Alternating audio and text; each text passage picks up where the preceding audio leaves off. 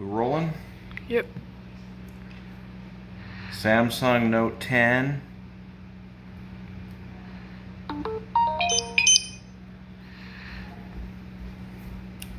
Says can't charge, battery temp too low.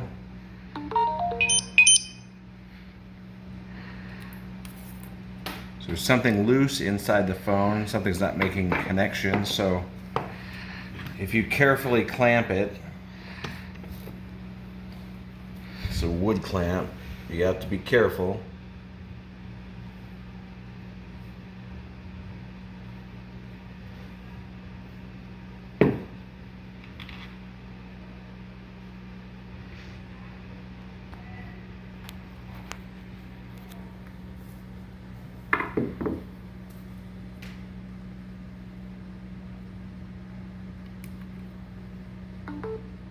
It will charge.